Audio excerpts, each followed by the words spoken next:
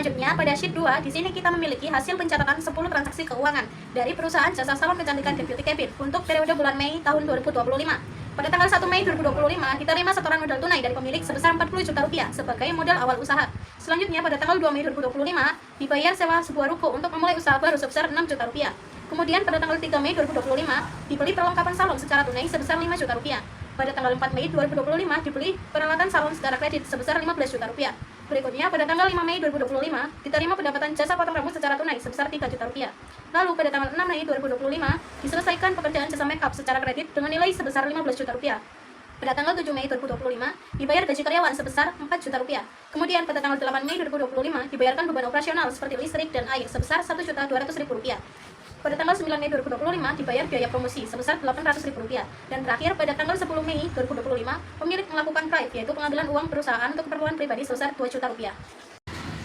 Selanjutnya, saya akan menjelaskan bukti transaksi. Di sini, saya akan mengambil 3 contoh bukti transaksi sebagai berikut. Untuk transaksi yang pertama, ada kwitansi modal usaha tanggal 1 Mei 2025, diterima oleh Viras Yudo Waskito sejumlah 40 juta rupiah dengan keterangan setoran modal tunai dari pemilik. Yang kedua, ada nota pembayaran toko makmur tanggal 3 Mei 2025 dengan keterangan barang paket perlengkapan salon dengan harga sejumlah 5 juta rupiah dengan metode tunai. Untuk contoh bukti transaksi yang ketiga, yaitu ada struk pembayaran.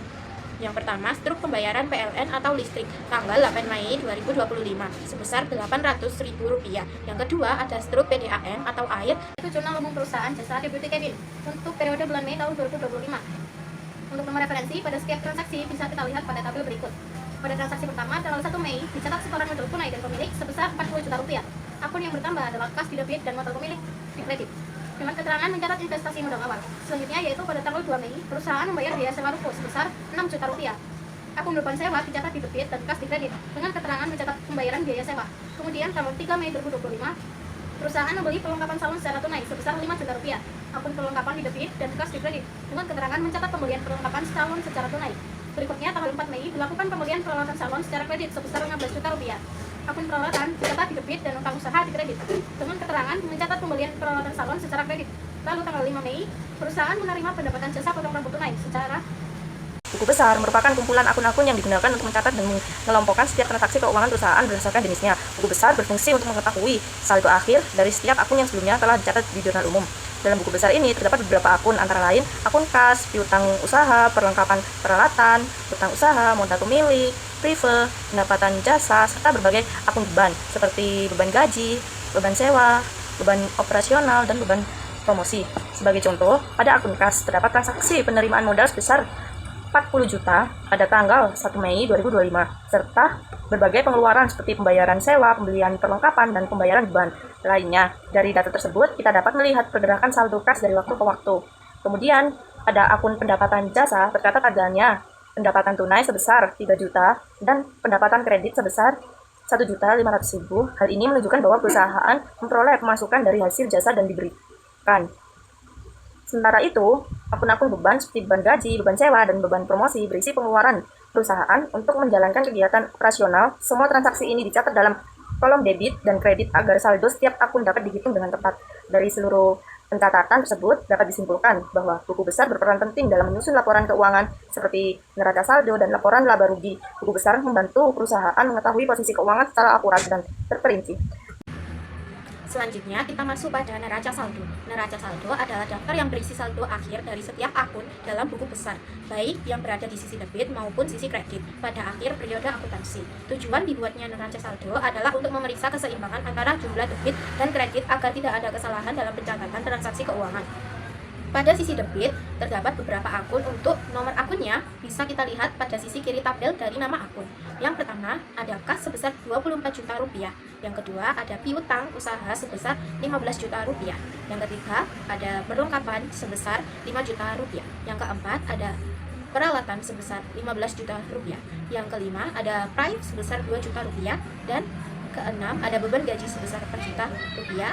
Ada beban sewa sebesar 6 juta rupiah. Yang ke-8 ada beban operasional sebesar 1,2 juta rupiah. Dan yang terakhir ada beban promosi sebesar 800.000.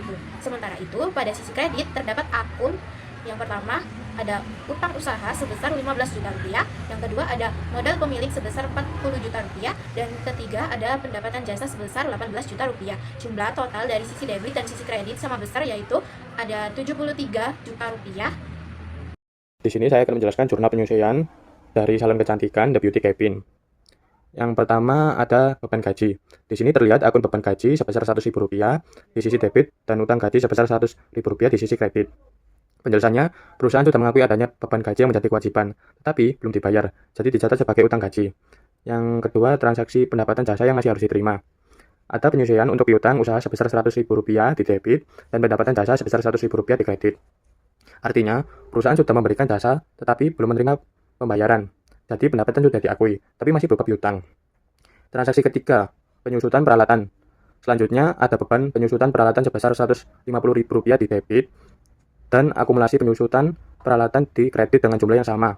Penyusutan dihitung dari nilai peralatan 15 juta dikalikan 1%, yaitu Rp150.000. Penyusutan ini mencatat berkurangnya nilai peralatan karena pemakaian. Selanjutnya, transaksi keempat, piutang tak tertagih. Yang terakhir ada beban piutang yang tak tertagih sebesar Rp20.000 di debit dan piutang usaha di kredit. Artinya, sebagian piutang dianggap tidak bisa ditagih lagi, sehingga perlu dihapuskan dari pencatatan piutang perusahaan. Setelah jurnal penyusuan selesai, semua angka ini dipindahkan ke kertas kerja periode yang sama, yaitu Mei 2025. Di kolom pertama, kita punya neraca saldo sebelum penyesuaian yang menunjukkan saldo awal tiap akun. Kemudian, di kolom jurnal penyesuaian kita masukkan semua perubahan dari jurnal penyusuan tadi. Dari situ kita bisa dapatkan neraca saldo yang disesuaikan, yaitu hasil akhir setelah semua penyesuaian dimasukkan. Jadi, kalau kita lihat hasilnya, total debit dan kredit setelah penyesuaian tetap seimbang, masing-masing sebesar Rp73.350.000. Di kolom laporan laba rugi, terlihat total pendapatan Rp18.100.000 dan total gaji Rp5.830.000. Jadi, laba bersih The Beauty Cabin untuk bulan Mei 2025 adalah sebesar Rp12.270.000. Dan di kolom neraca, total aset sama dengan total kewajiban dan ekuitas yaitu Rp61.080.000. Ini menandakan laporan keuangan sudah balance atau seimbang. Pada bagian neraca saldo sebelum penyesuaian, seluruh saldo akun dari buku besar dipindahkan ke kolom ini. Misalnya saldo kas sebesar Rp24 juta, piutang usaha sebesar Rp15 juta, dan peralatan sebesar Rp15 juta. Selanjutnya pada kolom jurnal penyesuaian dilakukan pencatatan terhadap transaksi yang belum tercatat atau perlu disesuaikan. Seperti penyesuaian perlengkapan sebesar Rp100.000, beban gaji sebesar Rp100.000, serta penyusutan peralatan sebesar Rp150.000. Setelah dilakukan penyesuaian, seluruh akun akan dipindahkan ke kolom neraca saldo disesuaikan. Dari hasil tersebut, penyesuaian tersebut diperoleh data yang lebih akurat untuk menyusun laporan keuangan. Kemudian pada kolom laporan laba rugi dicatat akun-akun nominal seperti pendapatan jasa sebesar Rp18.100.000 dan berbagai akun beban seperti beban gaji, beban sewa, beban operasional, dan beban promosi. Dari perbandingan antara total pendapatan dan total beban diperoleh laba bersih sebesar Rp5.830.000. Terakhir pada kolom neraca dicatat akun-akun real seperti kas, piutang, peralatan, utang, dan modal. Kolom ini menunjukkan bahwa total debit dan kredit sama besar yaitu Rp61.080.000 yang berarti penyusunan neraca lajur terasa imbang. Yang pertama ada laporan laba rugi periode Mei 2025 berisikan pendapatan jasa yaitu sebesar Rp18.100.000. Lalu ada beban yaitu beban gaji sebesar Rp4.100.000. Lalu ada beban sewa sebesar Rp6 juta. Beban operasional sebesar Rp1.200.000. Lalu ada beban promosi sebesar Rp800.000. Lalu ada beban penyusutan peralatan sebesar Rp150.000. Lalu ada beban piutang tak tertagih Rp20.000. Total beban sebesar Rp12.270.000. Lalu ada laba bersih, dihitung dengan mengurangi total pendapatan dengan total beban, yaitu sebesar Rp18.100.000, yaitu pendapatan, dikurangi Rp12.270.000, yaitu beban, sama dengan Rp5.830.000. Yang kedua ada laporan perubahan ekuitas periode Mei 2025 yang berisikan modal awal sebesar Rp40 juta. Lalu ada laba bersih sebesar Rp5.830.000. Lalu ada PRIF sebesar Rp2 juta. Lalu ada modal akhir yang dihitung dengan menambahkan laba bersih ke modal awal kemudian dikurangi PRIF, yaitu Rp40 juta yaitu modal awal ditambah Rp5.830.000 yaitu laba bersih dikurangi Rp2 juta yaitu PRIF sama dengan Rp43.830.000. Yang ketiga ada laporan posisi keuangan periode Mei 2025 atau neraca yang berisikan aset, yaitu aset lancar, kas sebesar Rp24 juta, piutang usaha sebesar Rp15.080.000, perlengkapan sebesar Rp5 juta, total aset lancar sebesar Rp44.080.000. Lalu ada properti, pabrik, dan peralatan. Peralatan sebesar 15 juta rupiah. Akumulasi penyusutan peralatan sebesar 150.000 rupiah. Nilai buku peralatan sebesar 14.850.000 rupiah. Lalu ada total aset, seluruh aset perusahaan sebesar 58.930.000 rupiah.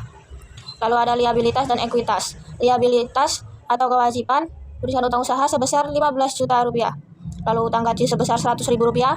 Total liabilitas sebesar 15.100.000 rupiah. Lalu ekuitas berikan modal akhir Mei 2025 sebesar 43.830.000 rupiah. Total liabilitas dan ekuitas sebesar 58.930.000 rupiah.